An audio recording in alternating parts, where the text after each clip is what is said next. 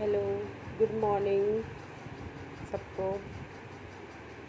मैं अभी अ, उठी सो करके, अद्विक को स्कूल भेजा, सारे काम फिनिश किए।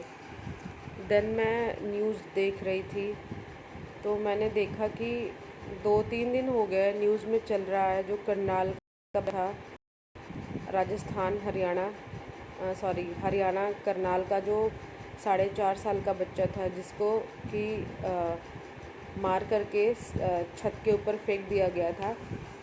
उसमें मैंने ये देखा, पहले तो कोई सबूत नहीं मिला, फिर बाद में पता चला कि किसी तांत्रिक और बाबा के चक्कर में घर के ही पड़ोसियों ने, जो कि चाचा ताऊ ऐसे होते हैं, घर के ही पड़ोसियों ने, घर के ही सदस्य मेंबर ने और लड़के की बलि दे दी।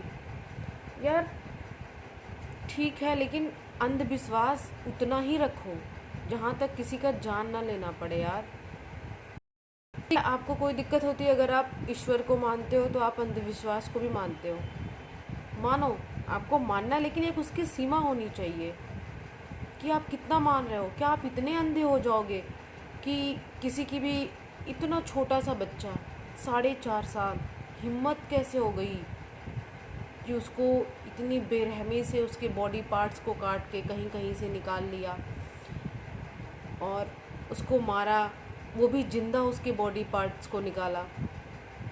हिम्मत कैसे हो गई यार। मतलब ये सोच के ही हम बच्चों को एक थप्पड़ भी लगाते हैं ना, तो लगता है कि बाद में यार चलो ठीक है, बच्चे ही तो हैं, गलती करते हैं, पर इसका मतलब ये नहीं कि हम उन्हें ज़्यादा पिटाई करें, मारें। पता है, 2-3 दिन से न्यूज़ देख के ये इतना दिमाग ख़राब हुआ है। तब वो जानवर से भी बदतर हो गया है। अब यही है कि दुश्मनी निकालनी हो तो ऐसे नहीं निकालो, ऐसे नहीं निकालना चाहिए। कुछ भी करना है यार, एक बार आप इंसान हो, कोई भी इंसान होता है ना, इंसान किस लिए बड़ा होता है? क्योंकि उसमें सोचने समझने की शक्ति होती है, क्षमता होती है, वो सही गलत जानता है।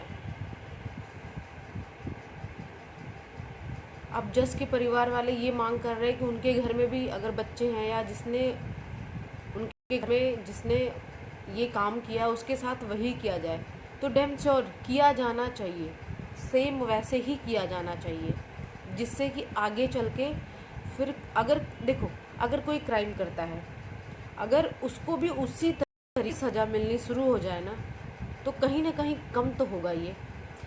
कि अगर इंसान किसी का, मैं देखती हूँ, चलो रेप करता है, उसको क्या होती है, वो जेल जाता है, 10 दिन रहता है, वापस आता है, या ज़्यादा से ज़्यादा उसको ऐसी सज़ा दो कि जो वो आगे जब तक जिंदा रहे ना, वो अफसोस में रहे कि हाँ, अगर किसी का मर्डर हो रहा है, जिस तरीके से मर्डर हो रहा है ना, कातिल को भी उसी तरीके से मारो, ताकि जो आगे आने वाले लोग जो ये क्राइम करने की सोचे ना, तो जब वो सोचे तो उनको, उनके मन में ये भी डर हो कि हाँ, मेरे साथ भी अगर मैं पकड़ा गया तो मेरे साथ सेम वही होगा जो मैं कर रहा हूँ। ये होना चाहिए यार। बच्चे बच्चे होते हैं, किसी के बच्चे, इंसान इंसान होता है, बच्चे इंसान, औरत, कोई भी, लड़कियाँ, सबके साथ प्यार से रहना चाहिए। और देखो, अगर झगड़े होते हैं, गुस्सा होता है, कुछ भी होता है ना, उसकी एक सीमा होती है। आप उस समय से एक सीमा एक होती है ना, कि अगर हमें कोई पसंद नहीं, हम उससे बात नहीं करेंगे, हमारी किसी से लड़ाई है, हम उससे कभी बात नहीं करें, हम उसकी तरफ देखेंगे नहीं पलट के, या घर या ज़मीन को लेकर के तो उसको कोर्ट के थ्रू आप सही करो, या हर चीज़ के लिए एक, अगर आप, मतलब ऐसी कौन सी कोई चीज़ नहीं जिसको आप सॉल्व नहीं कर सकते हो। पर ये कोई तरीका नहीं होता है कि आप घर के चक्कर में, ज़मीन के चक्कर में, तांत्रिक के चक्कर में मासूम बच्चे की बलि चढ़ा दी। बताओ, मतलब इंसान ही नहीं, वो लोग, ऐसे लोग इंसान ही नहीं होते हैं। मैं क्या ही बोलूँ, मेरा मूड वैसे ही बहुत ख़राब है। मैं 2-3 न्यूज़ देख रही, बट आज मैं जब सुबह उठी तो मैंने देखा, न्यूज़ में बता रहा था कि जो जिसने मर्डर किया था, वो कल झगड़े में उसने कबूल लिया है कि हाँ, मैंने ही मारा है, मैंने इसी तरीके से उसको मारा था।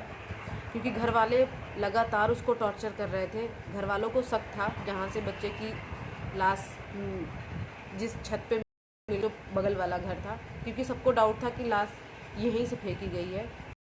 वाले लगातार टॉर्चर कर रहे थे, लड़ाई झगड़े चल रहे थे। उसी झगड़े के बीच में उसने बोल दिया कि हाँ मैंने मारा है, मैंने इस तरीके से मारा है। अब उसके बाद देखना है कि प्रशासन क्या करती है, वहाँ की पुलिस क्या करती है। चलिए फिर ठीक है भैया, आपको सेफ रखिए।